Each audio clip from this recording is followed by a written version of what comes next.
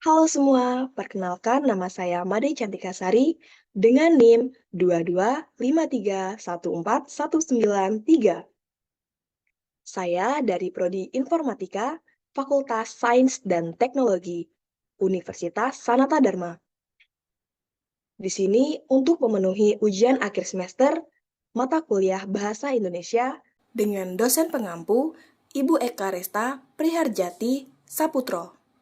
Di sini saya akan menjelaskan tentang esai saya. Saya memiliki tema, yaitu teka-teki masalah mahasiswa. Masalah mahasiswa mungkin tidak jauh-jauh dari pertemanan, cara mengatasi keuangan, dan bingung saat ujian.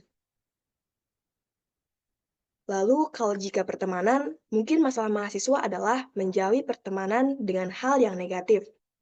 Lalu, masalah cara mengatasi keuangan yaitu memiliki tabungan, yang dimana digunakan di saat orang tua sedang ada kendala uang. Lalu yang terakhir, bingung saat ujian. Kesulitan mahasiswa dalam memahami materi kuliah. Nah, saya memilih judul esai yaitu Kesulitan Mahasiswa dalam Memahami Materi Kuliah.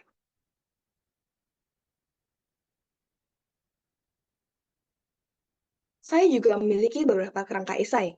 Yang pertama, dampak jika tidak memahami materi. Yang kedua, ubah konsep belajar.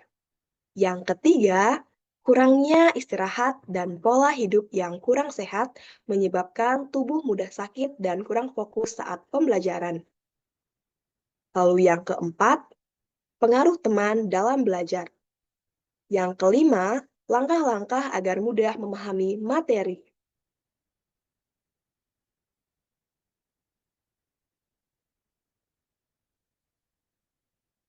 Baik, kita langsung saja mulai. Masalah apa saja yang dihadapi mahasiswa? Mahasiswa selalu memiliki masalah dalam menghadapi kuliah, entah itu masalah sulit mengatur waktu, masalah finansial, nilai turun, emosi tidak terkendali, hingga menyebabkan stres, lingkungan pertemanan yang toksik, deadline tugas, dan kuis dadakan, kurangnya dukungan dari orang tua, masih ragu dengan jurusan yang dipilih, dan masih banyak lagi. Namun, semua itu bukanlah alasan yang tepat untuk melarikan diri dari masalah ini. Selalu ada cara untuk menghadapi semua itu, tergantung bagaimana kita akan menghadapinya. Anda harus mengenali terlebih dahulu kemana arah tujuan Anda, agar lebih tersusun hidup dan mudah untuk menyelesaikan masalah yang sedang dihadapi. Memang tidak mudah untuk mahasiswa, terutama bagi mereka yang baru pertama kali jauh dari orang tua.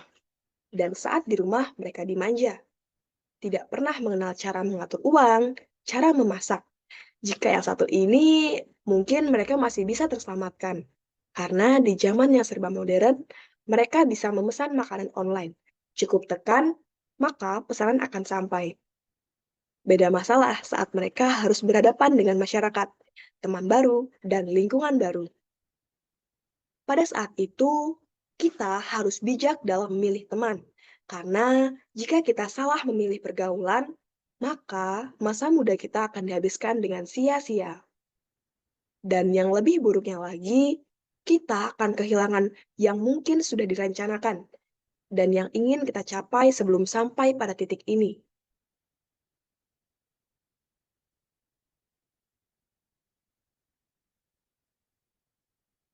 Lalu yang selanjutnya adalah dampak jika tidak memahami materi. Banyak sekali dampak buruk saat kita tidak belajar atau memahami materi dengan baik. Salah satunya sudah saya sebutkan di atas. Dan dampak buruk lainnya adalah kita akan kesulitan saat ujian akibat dari kurangnya materi yang kita tulis atau bingung saat melihat persoalan yang ditulis di buku karena hanya menulis tanpa memperhatikan memperhatikan atau melihat penjelasan yang diberikan oleh dosen. Menjadi ragu saat menjawab karena kurang maksimal materi yang diserap. Pengetahuan, kemampuan, dan wawasan menjadi terbatas dan tidak berkembang dengan luas. Kita akan lebih sering melakukan kesalahan karena tidak tahu apakah jawaban kita benar atau salah akibat kurangnya pengetahuan. Kita akan membuat malu diri sendiri karena saat ada yang bertanya dan kita menjawab, dan ternyata jawaban kita salah, padahal saat itu kita sudah sangat percaya diri dengan jawaban kita. Akibat tidak mendengar dengan baik, kamu akan dijauhi oleh lingkungan sekitarmu akibat kurangnya pengetahuanmu, atau saat diberi saran kamu tidak menerimanya dan menolak mentah-mentah saran apa yang diberikan oleh orang-orang.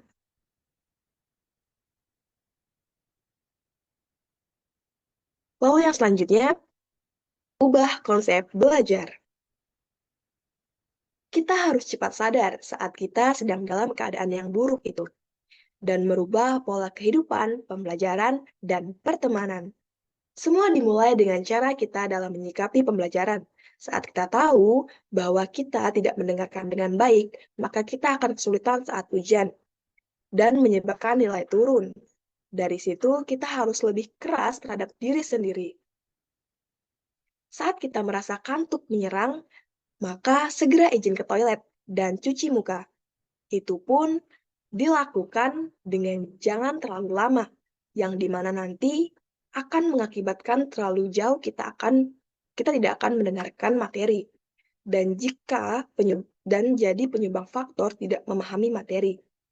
Selalu lakukan motivasi belajar, di mana ini berguna untuk kekuatan mental yang mendorong kita untuk terus belajar dengan giat dan baik.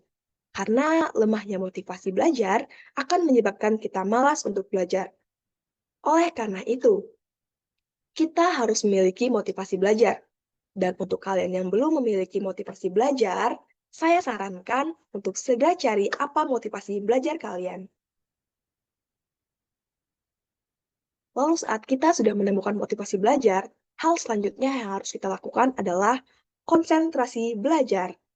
Pada saat dosen menjelaskan, kita harus mendengarkan dan memahami apa yang ingin disampaikan. Dan jika kita sulit untuk memahaminya, maka hal yang harus kita lakukan adalah bertanya. Jangan pernah malu untuk menanyakan sesuatu yang belum kamu pahami, agar kamu paham materi sampai ke akar-akarnya. Dan jangan lupa untuk selalu mencatat atau menggarisbawahi apa yang sudah kamu tanya dan dijawab oleh dosen, agar mudah mencarinya.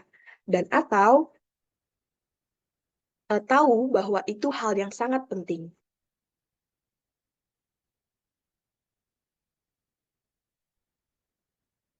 Lalu selanjutnya, kurangnya istirahat dan pola hidup sehat menyebabkan tubuh mudah sakit dan kurang fokus saat pembelajaran.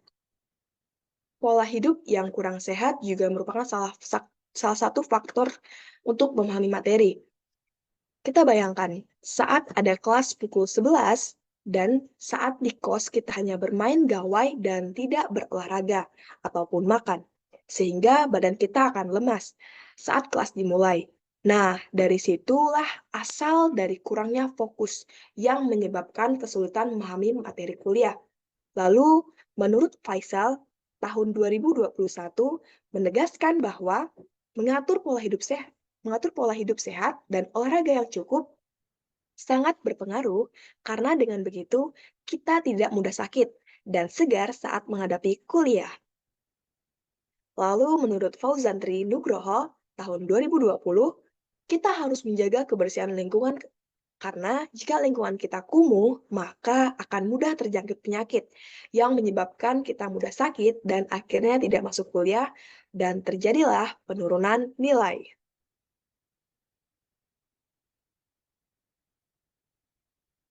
Lalu yang selanjutnya, pengaruh teman dalam belajar. Ada pepatah yang mengatakan, temanmu saat ini akan menunjukkan bagaimana kamu hidup ke depannya. Jika kita dengar itu cukup mengerikan, bukan? Karena mungkin saat ini kita asal dalam memilih teman, karena tidak berpikir efek dari pertemanan itu. Kadang kita tidak sadar bahwa pertemanan yang sedang kita jalani ini adalah pertemanan yang tidak baik, di mana pertemanan ini membuat kita lupa akan tujuan kuliah kita. Kita harus selalu berusaha untuk mencari teman yang positif dan mudah paham materi. Tapi jangan tinggalkan teman kita yang buruk. Rangkul dan ajak mereka untuk menjadi lebih baik. Menurut Rida Roma tahun 2014 menegaskan bahwa jika kita memiliki teman yang sering bolos kuliah, jarang mengerjakan tugas, dan lain sebagainya, maka kita jangan menjauh darinya.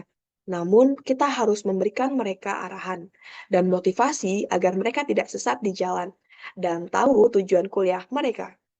Nah, dari sini kita tahu bahwa bijak dalam memilih pertemanan itu bagus, tapi tidak meninggalkan teman saat berada di jalan yang salah dan merangkulnya dan ajak ke jalan yang benar itu lebih baik.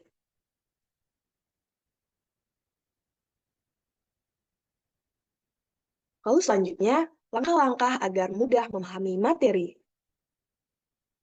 Ini adalah langkah-langkah memahami materi menurut Maulana Adib tahun 2020. Cara memahami materi pelajaran dengan cepat dengan cara membuat mind mapping sendiri. Mind mapping merupakan suatu karangan yang dibuat dengan cara mengelompokkan beberapa ide dalam bentuk tulisan atau gambar untuk membantu kita dalam menata dan mengingat tujuan-tujuan yang ingin kita raih. Lalu membuat catatan kecil. Catatan kecil ini berisi tentang materi, rumus-rumus, atau poin-poin penting yang diperkirakan akan mudah kita lupa, namun muncul saat ujian. Lalu sering-sering latihan soal. Dengan sering latihan soal, kita akan mengukur dan mengetahui sampai batas mana kemampuan kita. Lalu setelah tahu, kita bisa menggarisbawahi kesalahan yang kita lakukan dan mempelajari ulang. Cari teman belajar. Terkadang kita butuh teman belajar. Selain seru, teman belajar juga bisa digunakan untuk bertukar pikiran tentang pengetahuan yang kita punya. Sedangkan menurut Nor Kolah Ramadhani tahun 2021, cara memahami materi kuliah yang mudah dengan cara mencatat pertanyaan yang ada di kepala, lalu bertanya saat nanti dosen selesai menyampaikan. Ini berguna loh teman-teman, agar semakin kuat pemahaman materi yang kita pelajari.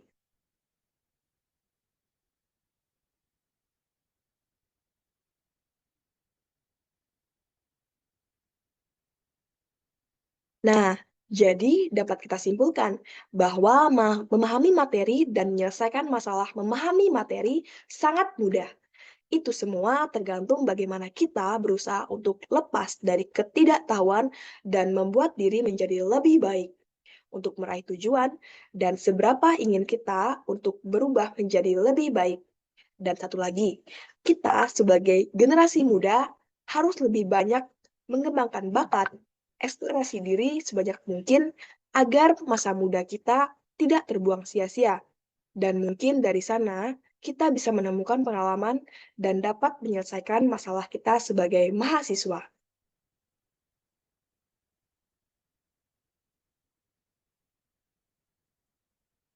Baiklah, dari penjelasan saya tadi, semoga kita semua bisa mendapatkan manfaat dan bisa menyelesaikan perkuliahan dengan baik. Apabila ada kesalahan pada tutur kata saya mohon maaf. Saya akhiri. Terima kasih. Dadah.